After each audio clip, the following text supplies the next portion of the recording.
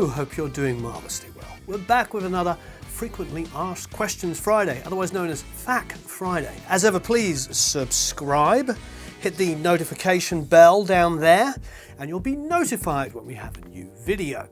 And of course, you can go to producelikeapro.com, sign up for the email list and get a whole bunch of free goodies, such as drum samples, additional videos, multi-tracks, you name it. And you can also try out the Academy on a free trial. So let's get started with the first question.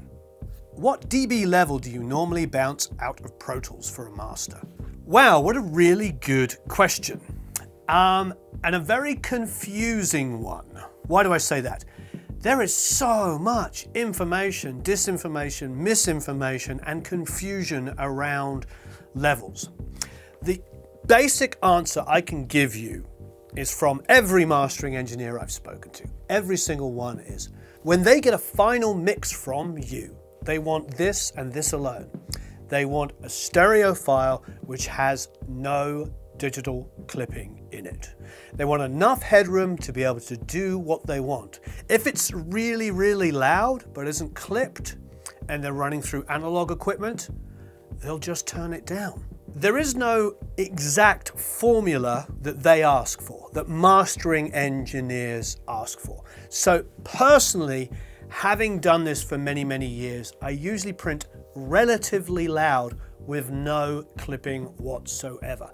I have VU meters that I listen to, and I just make sure that it prints loudly, there's no audible clipping, there's no digital clipping.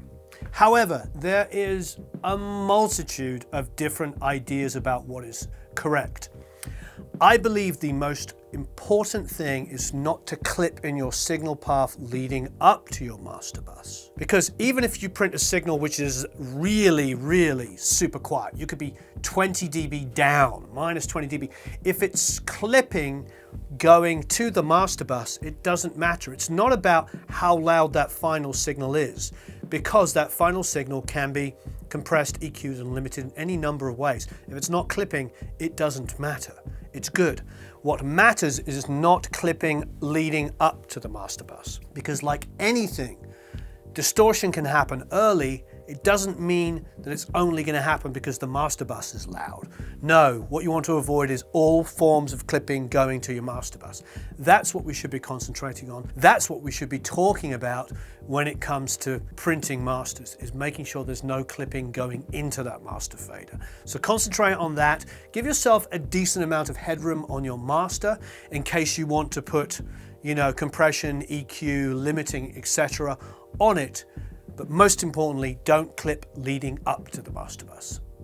How do you balance harmonies? A third on each side, or use harmonies below the vocal? Another excellent question. I think the answer to that is, what are you going for? If the music is relatively sparse, I like the harmonies to sit around it. If there's 4 other voices going on, I might go relatively far left and right, and then a little narrower around the vocal. So it sort of encompasses the vocal. If it's a dense track, then I might on a verse have them very narrow, and then when the chorus comes in, have them go super wide to give width. Because if I've got a lot of instrumentation, like a pair of guitars on each side, piano, bass, drums, lead vocals, synth programming parts, if I've got all of this stuff going on, maybe some programmed drums, if it's all going on in the chorus, I'm looking for ways to make that chorus even more interesting. So I might go super wide on my harmonies just to kind of give some more width to the track. When I'm dealing with less dense instrumentation, I can get a little bit more creative in what I do. So there's no real rules, but you'll tend to find with most people, most mixers, when you look at like CLA and guys like that, they'll keep things relatively narrow in the verses and then boom, get wide in the choruses. It's a very, very basic way, whether it be instrumentation or backgrounds or whatever it is, to create size, width, and make the chorus grow the dynamics even more. Width, dynamics, everything happening at once. So apply those same ideas to your background vocals. I do love a single background underneath a vocal. I do love slightly panned 20/20, one on each side, and then I do like a huge width of vocals surrounding the whole vocal in choruses in particular. But ultimately, listen to music you like, listen to a song as a reference that you love, and copy the ideas. If there's something you really, really like the production of and listen to the vocals, try that. Remember, there's no real rules with this, and all of it will work. You can keep backgrounds pretty narrow, even in a chorus.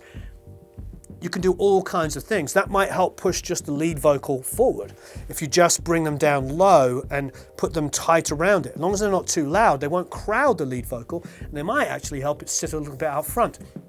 So there is no rules, and there's literally 100 different ways to make it work and sound good. I think experiment and pay attention to what other people do. And if you admire a particular person's mix, listen to what they did in their backgrounds and then reproduce their ideas. Try it.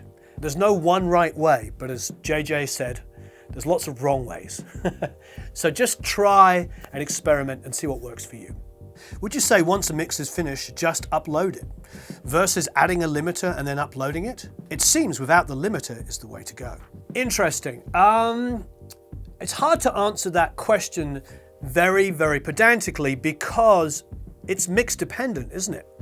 If your mix has massive dynamics, and I don't mean, healthy dynamics, I mean like kicks and snare transients that are like this and the rest of the music's like that, that's where traditionally a limiter would come in. A lot of mastering engineers don't compress much at all. They use the limiter to do a lot of that work. Bear in mind, it's hard to answer that question because it depends on what your mix is really doing. Like I say, if you've got a lot of fishtails where you've got like these sharp transients on kicks and snares, you might want to use a limiter to tuck them in. Because if here's the majority of your music rumbling around here, but then there's these huge spikes of kicks and snares, it's not going to sound that good. And a limiter is your friend and will pull those in and bring up the rest of the track.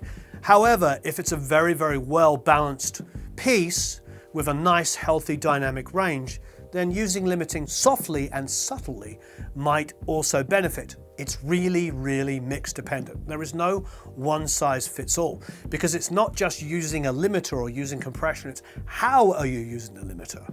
If you're using that just to tame some crazy transients, it's fantastic. But if you're using it to squash the schnizzle out of it and then create a mix which is a blob like this, that's not healthy.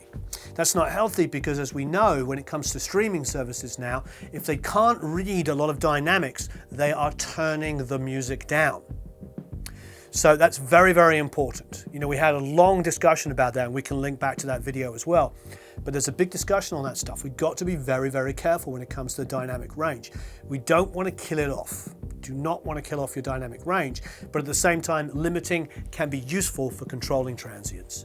So the answer is, there is no specific answer. Just don't over limit your tracks so they're just a big blob of no dynamics. But then if you've got an incredibly dynamic track that seems super quiet except for like super fast kicks and snares, then a limiter can be your friend to control them.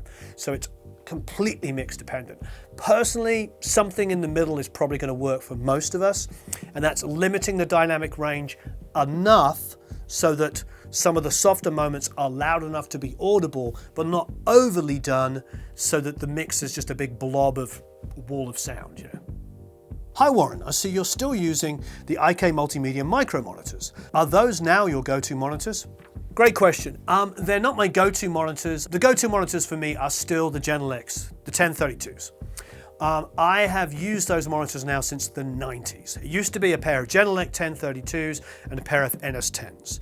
And then when the Super Oct came out, the Unities, they, for me, just blew away the NS10s, so the NS10s are gone. The reason why I have the iLouds and also the baby Genelecs is because I want to reference on other systems. The thing about the iLouds that I love and that, Dave Way really loves, who else has been using them? CJ Vanston. Everybody I know that has a pair, Bob Horn, Dave Pensado's got a pair. The reason why we all love these speakers is because they're a little hyped. They've got an extended low end for a small speaker. They've got an extended top end. They sort of mimic what a lot of people like the hi-fi sound of. How many times have you gone to somebody's hi-fi setup, if they still have one, and the bass is boosted and the treble's boosted, and it's big smiley faces? When you go and sit in a car, it's big smiley faces. And the iLouds have got that sort of characteristic. So they give me a different idea of how something's going to sound. It's actually quite pleasant. But with the high-end top boost, I can hear detail a little better. I can hear buzzes and clicks and all that kind of stuff. I don't listen loud on them, but they're a fun speaker to reference. And frankly, they're inexpensive enough that they're an alternate set of monitors that I can judge my mixes on. I really strongly believe, personally speaking, that great reference monitors in different situations is very, very useful. We just spoke to Eric Valentine and he only references on his Strauss monitors. He doesn't have any other monitors. Those are all he uses. But then Joe Barresi has, I think, 7 pairs of monitors to reference on. And who's going to argue? I mean, Joe Barresi is an incredible producer, engineer, and mixer. Eric Valentine is an incredible producer, engineer, and mixer. Who's to say who's right? Personally, I'm somewhere in the middle. I like to reference on lots of different things, including my headphones. So I would strongly suggest that you have, especially up and coming, have different places to reference cars, houses, earbuds, headphones, monitors, whatever, all the different references so that you can build an understanding of how your music works. But for me, the iLouds are a great way to hear the music differently, and we just will reference on them quickly just to see how the mix feels on them and move between other things. But the Genelecs, the 1032s are still my go-to speaker. What is your view on recording main vocals with an XY mic setup? I don't remember doing it. Would I do an XY setup? I might do it if it was incorporating an acoustic guitar, maybe an XY about here in front of a singer and an acoustic guitar, just to give a stereo width. That might be kind of nice as an overall thing, but as a main lead vocal, unless the mix was incredibly empty, I wouldn't do it. I want my vocal to come down the middle. I don't mind the idea of a stereo view when it's like maybe a lead vocal with an acoustic, maybe a lead vocal with a piano. I might try it, but I would only try if I was capturing the whole image. I wouldn't try an XY on a vocal inside of a dense mix. It just wouldn't make any sense to me, because I'd feel like I was continually trying to blend like the guitars and the keys and the programming elements or whatever around the vocal as it sort of moved depending on the singer moving their head. So for me, it's not a solution I would use for just a lead vocal, but it's a kind of a fun solution on the idea of capturing a whole performance of an acoustic and a vocal, or a piano and a vocal. I might try it then, but that's probably the only situation I could think I would use an XY on a vocal. Can I enter and win these giveaways if I don't have a Twitter account and if I don't live in Italy? Yes, yes, and yes. Absolutely. We've shipped worldwide on every giveaway we've ever done. We've recently had Montenegro, Greece, Brazil, Australia, United Kingdom, obviously, Ireland, Germany, Holland, America, Canada, you name it. We've shipped everywhere in the world. The list is Malaysia. I think we did something to India last year. Basically, there's not a country. If it gets picked as the winner, that's the winner. So yes, we ship everywhere. And trust me, shipping to some countries is very expensive because they have really high duties. Our Brazilian winner can tell you all about how long it took us to get it over there. We got it to Brazil.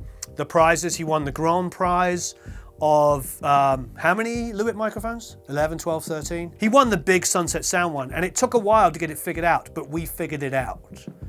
And the duty is massive. It's like 60 or 65% or something like that. So it's a lot of money. But the point is we honor the idea of shipping worldwide, so we do it. And I think Italy is actually quite easy, because if we've got companies like Lewitt or a lot of these companies that are European based that we work with, they have European headquarters so they can ship more directly and have distribution in those countries. The point is, if it's a problem, we figure it out. So yes, you can. And as far as Twitter, that's the way it works. It's a raffle. You just get extra tickets, extra entries if you do it.